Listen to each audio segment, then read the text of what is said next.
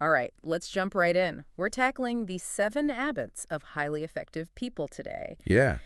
And, from the bits you've shared, it Yeah. feels like we're about to uncover No, some seriously life-changing stuff here. it's good stuff. This book, what the cool about it, Yeah? is that it's all about effectiveness, but from the inside out. Inside out, okay. It's not about those Band-Aid solutions Uh, or just, surface level techniques. right. It's about really getting those core principles Yeah. in line with your actions. So it's like building a house on, like, solid rock Yeah. instead of just sand, you're saying. Exactly. And speaking of foundations, you highlighted this whole thing about paradigms. Yes. Can you break that down? Because it feels like one of those aha moments just waiting to happen. 100%. Think of paradigms like they're your own personal operating system, Okay, got it. like the mental maps you use to navigate the world. The world, yeah. But here's the thing, right?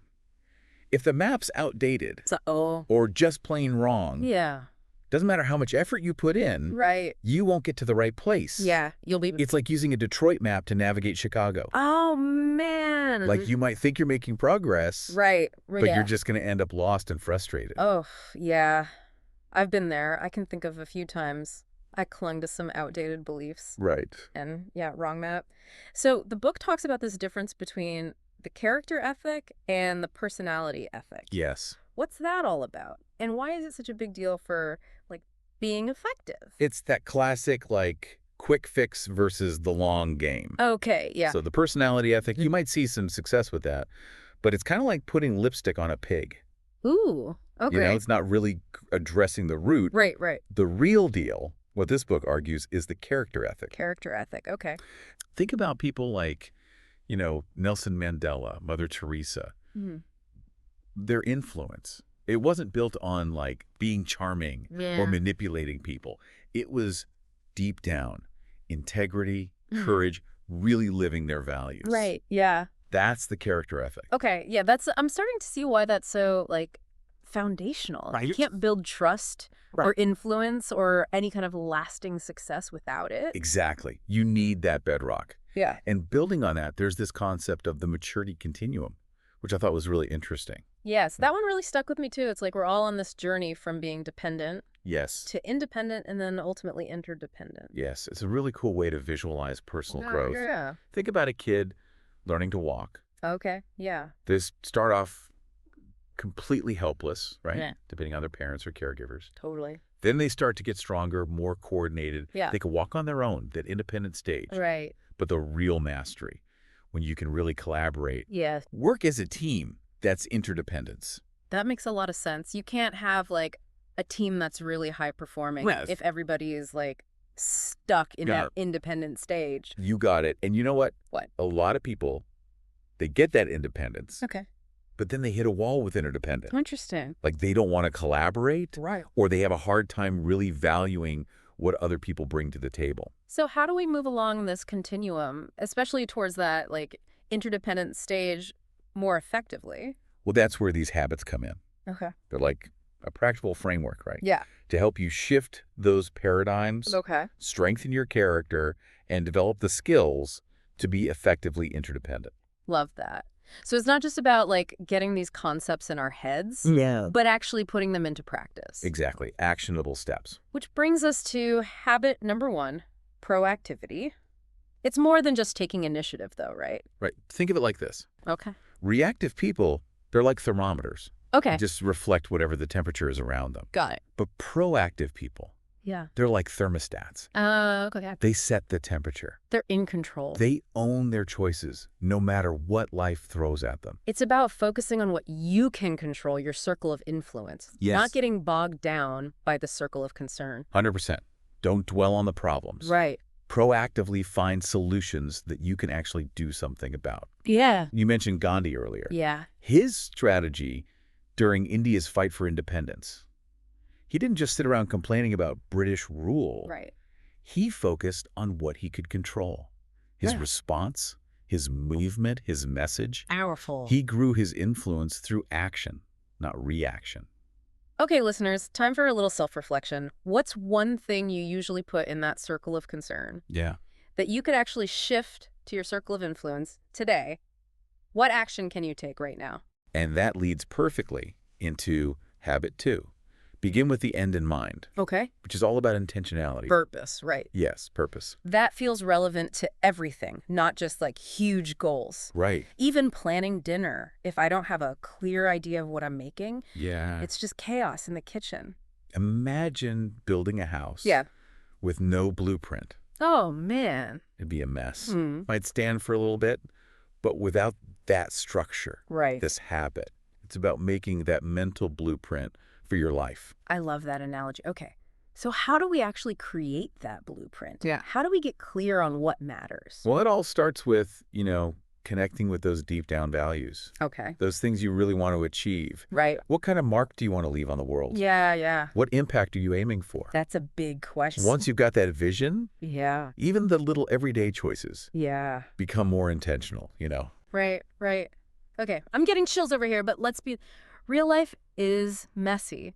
How do we actually bridge that gap Yeah. between those big dreams Right. and the daily grind? That's where habit 3 comes in. Put first things first. Okay. Basically, making sure your actions Right. line up with your priorities. To-do list actually reflects what matters. Exactly. Oh, man, that reminds me of this one time I Yeah. was so swamped with all this urgent stuff, Right. but like not actually important stuff Right. that I totally forgot about, like quality time with the family. Yep. It took me a while to realize I was letting the urgent stuff just run my life. We've all been there. Yeah. The book talks about this tool called the time management matrix.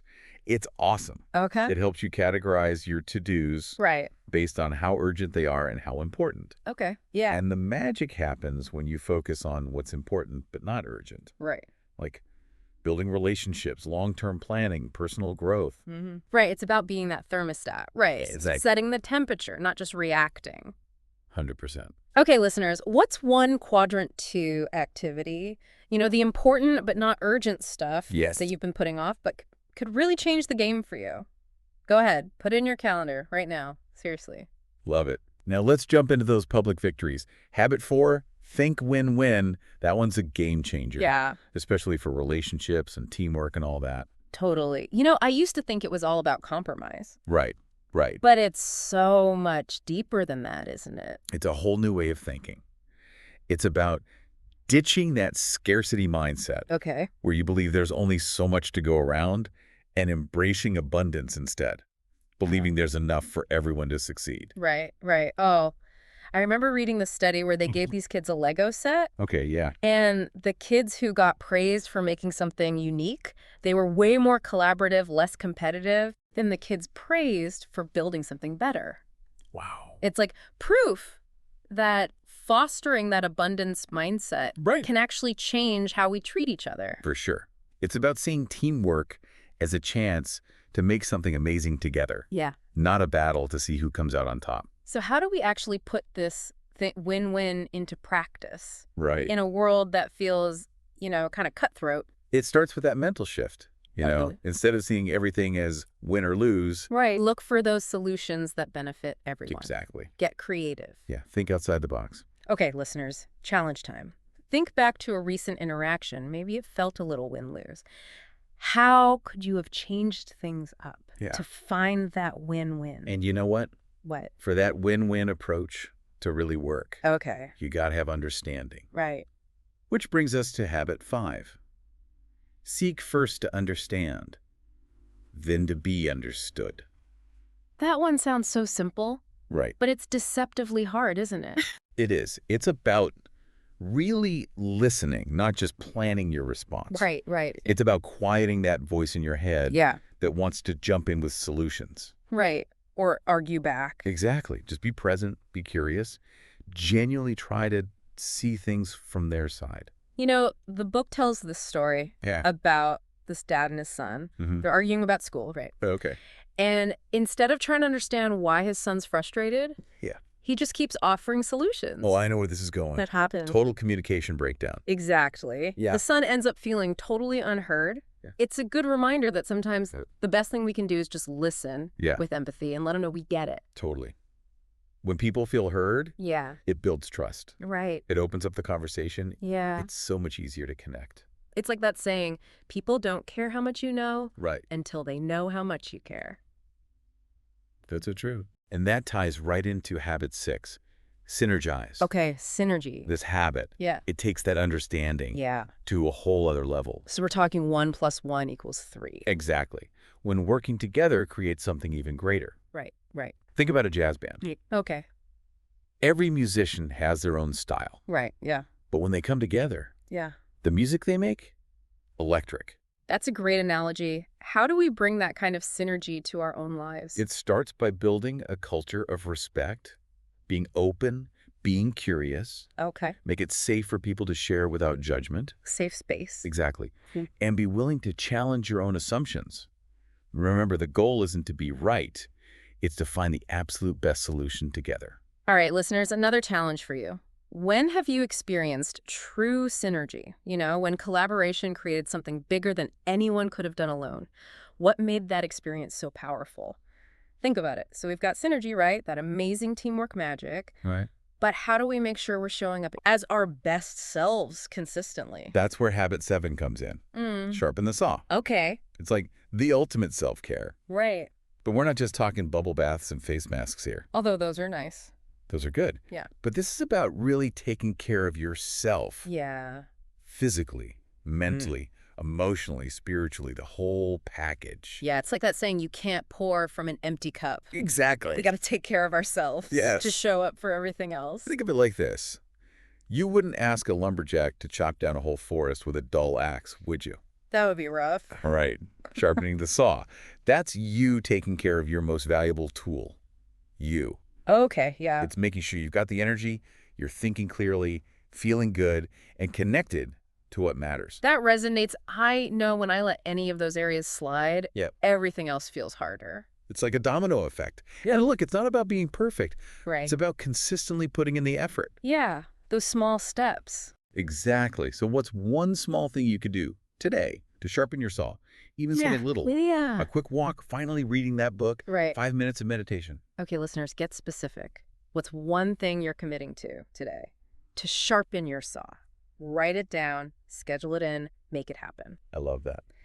So as we wrap up this deep dive on the 7 habits, this isn't a quick fix, right? No. It's a whole lifestyle shift. It's a journey. Yeah. It's about actually living these principles every day, every interaction. And you know what? That's when the real magic happens. It's not about being perfect. Right. It's about progress. Right. About striving to be our best selves in every aspect of life. I love that. So there you have it. A deep dive into the 7 habits of highly effective people. Awesome stuff. We talk paradigms, that maturity continuum, the power of synergy. Remember, it all starts from within. It does. Get those actions in line with your values, build those strong relationships, and embrace that growth mindset. 100%. And keep learning. Go back to these principles, explore the book, but most importantly, live those habits. Yes. Start small, keep at it, and see those small changes add up. You got this. And who knows, this could be the start of something amazing.